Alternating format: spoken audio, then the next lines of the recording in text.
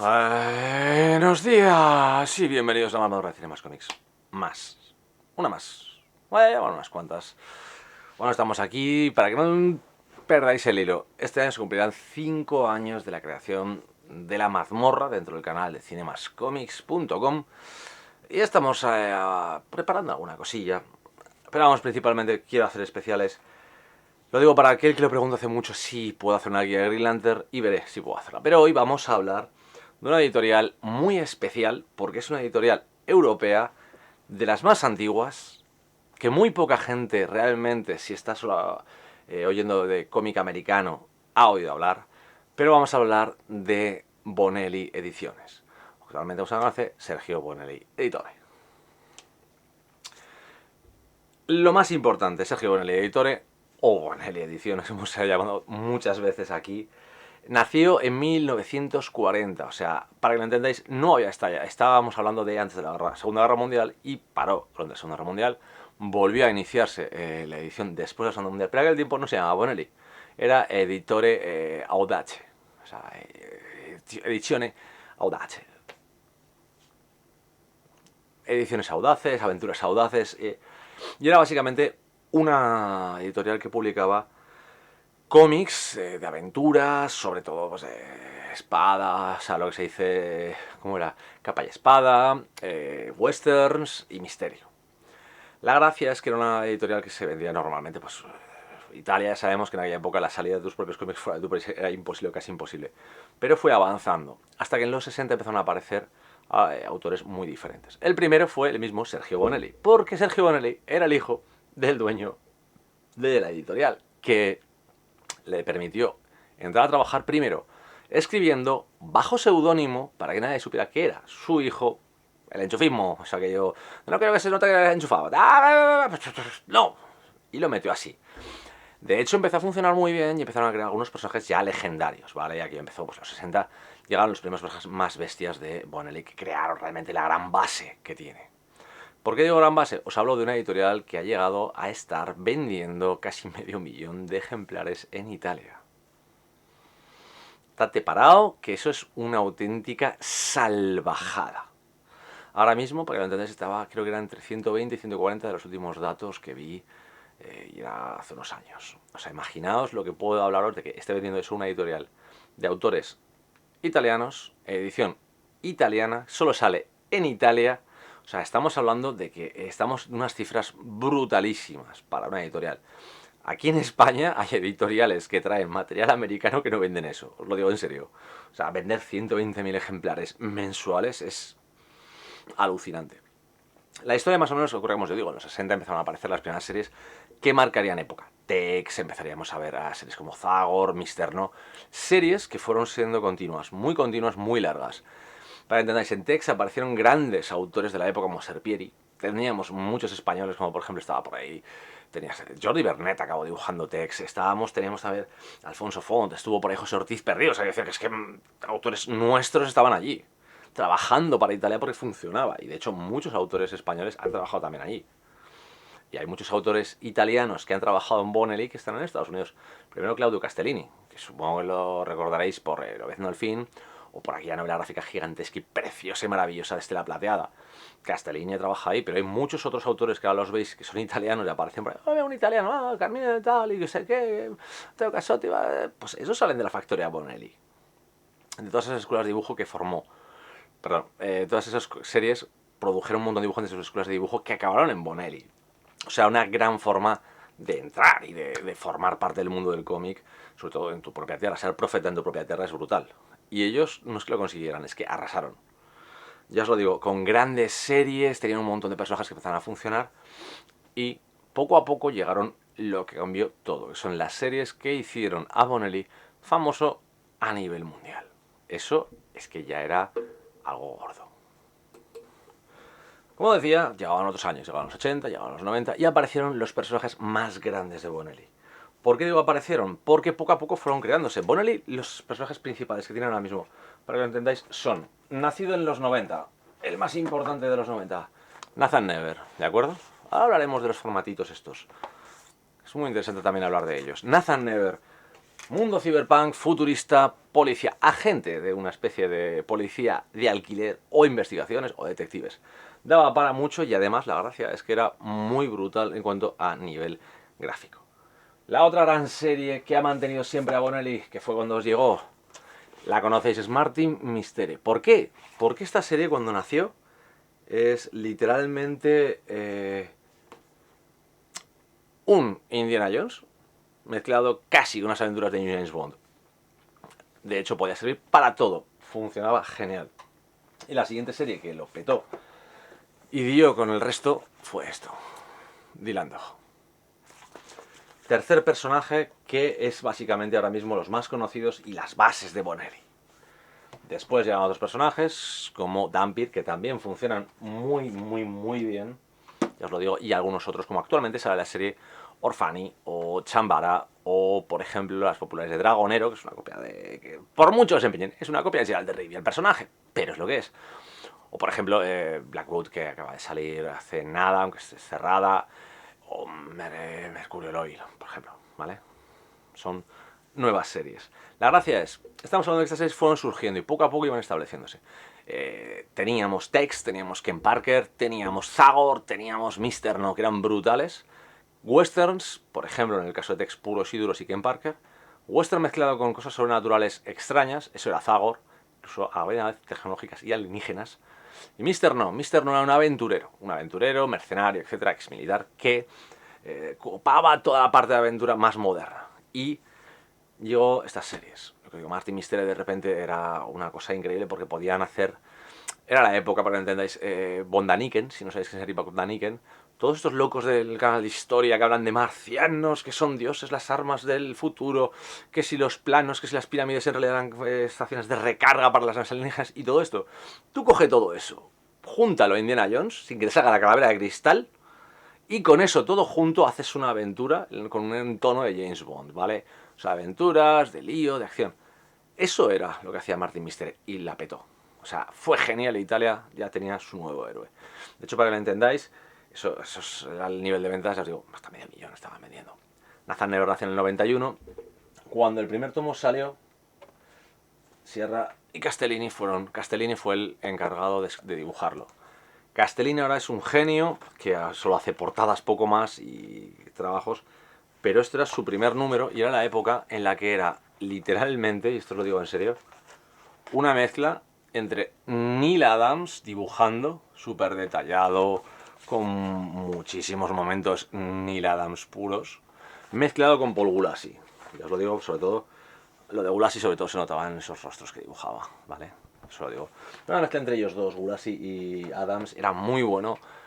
Y bueno, ahora ya sabéis que literalmente se dedica a hacer commissions, casi portadas y poco más. El hombre ya no necesita hacer más.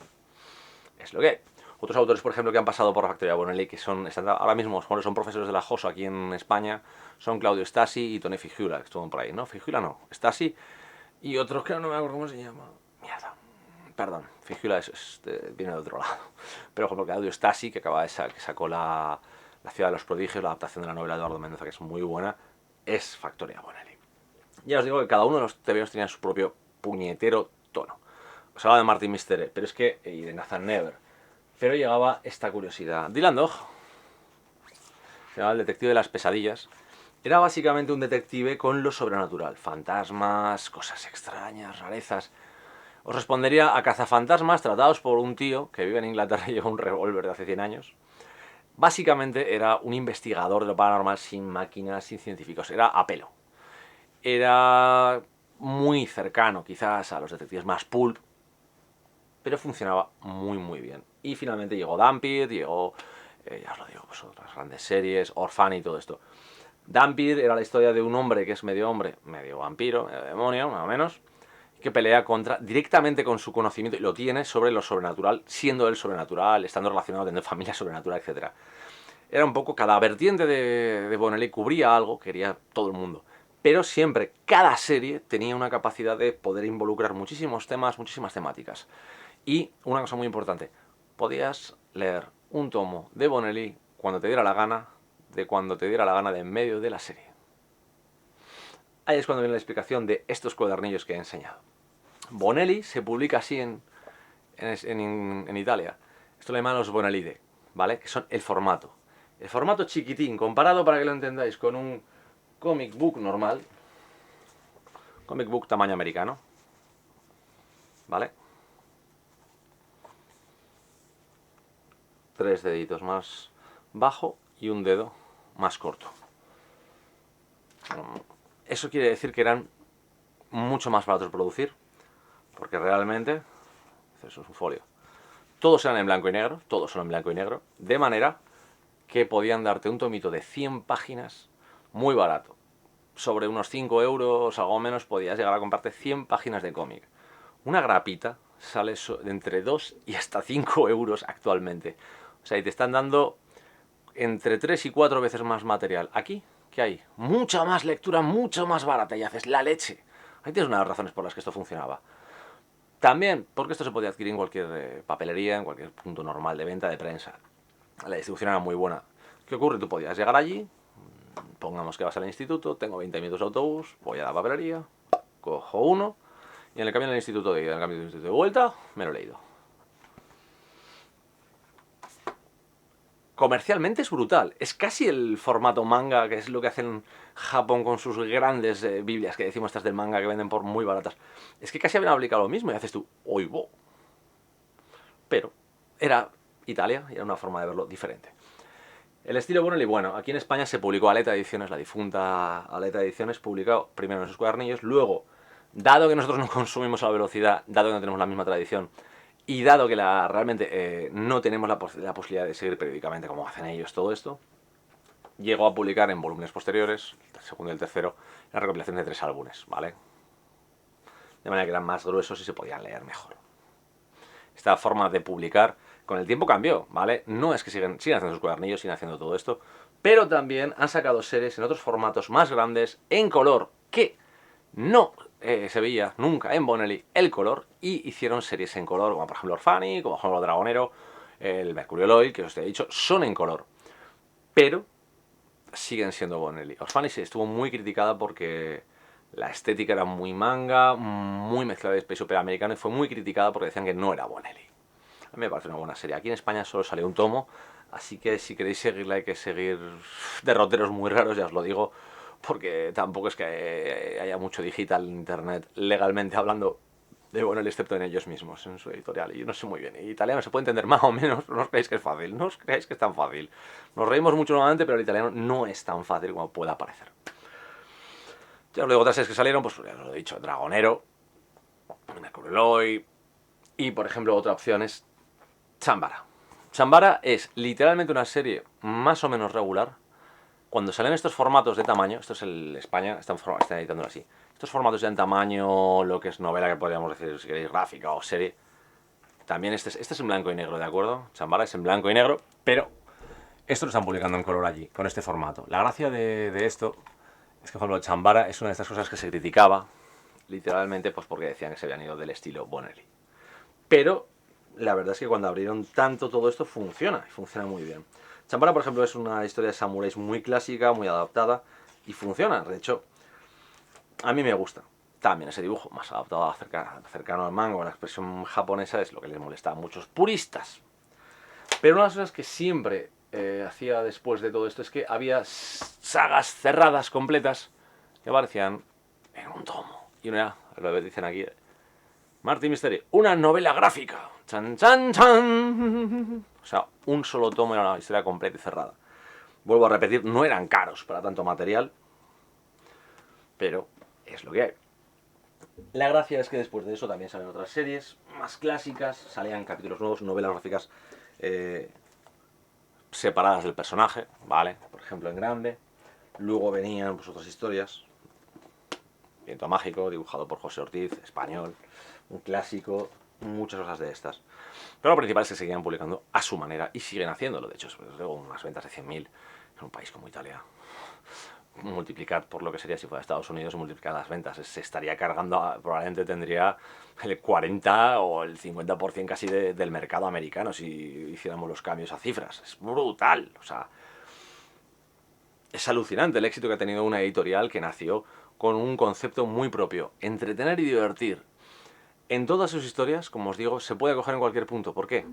Porque al querer entretener y divertir, aunque hubiera una línea temporal y pasaran cosas que estuvieran enlazadas, había personajes recurrentes, había en cualquier momento entradas de villanos que podían haber muerto o volver, todo lo que queramos, el 80% de las historias normalmente, o el 80% de cada historia, era normalmente algo que podías leer de forma individual. O sea, de repente no era una historia. Lo que os enseña, por ejemplo, Chambara es una historia continua. Pero, por ejemplo, tú podías coger esta historia y leerla en cualquier momento. Era un caso cerrado, donde había personajes secundarios que algunos eran comunes en la serie, los tenías que conocer, o no los conocías, pero en la misma serie veías poquitos referencias, sabías quién era. El policía que ayuda a Dylan Dog, que es el oficial, lo ves aparecer, dice 3 frases y ya te das cuenta que es quién es, de dónde viene.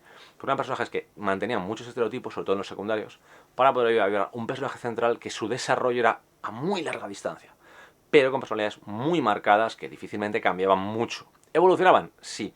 No daban giros de 360 grados, de repente no eran malos, todo ese tipo de cosas que hacían que fueran series que tú en cualquier momento pues, podías coger, en un año te podías comprar 2 libretitos y leértelos porque te molaban, pero no te deshacerte la serie. Había una serie de números que sí que podías decir que eran sagas, podrías, pero realmente la idea es que tú podías coger en cualquier momento un tomo y leértelo. O sea, no te estaban diciendo, no sigas mi serie mes a mes, no hace falta. Cuando te apetezca leer, cómprala y lee. O sea, es alucinante el punto de decir, no tienes que seguir una serie.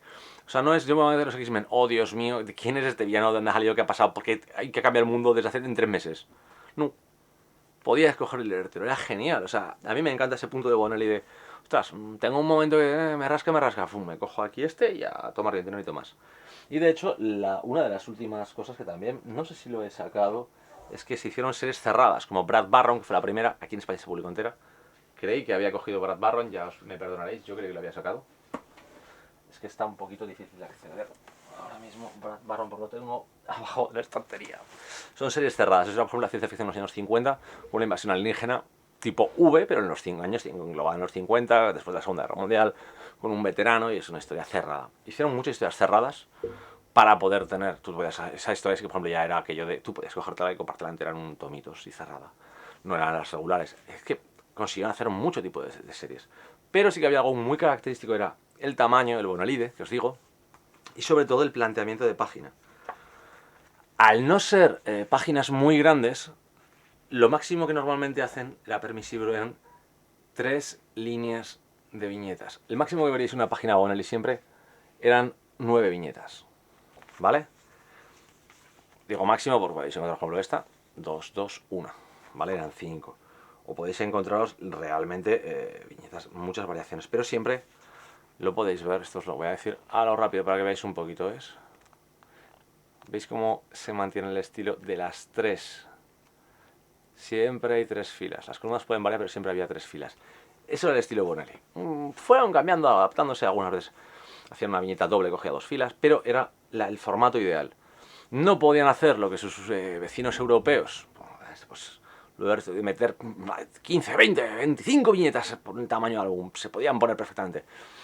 No necesitaban, no se iban al cómic americano, que podían hacer splash page cada 2x3, o podían hacer 1000 rarezas. Es que ellos se mantenían en eso, porque una forma narrativa clásica, clara, continua, que les permitía trabajar el guión, y sobre todo, que los dibujantes pudieran trabajar rápido. ¿Por qué? Porque cada dibujante le tocaba dibujar un mes. O sea, imagínate, a un norteamericano le cuesta dibujar 20 páginas al mes, a muchos.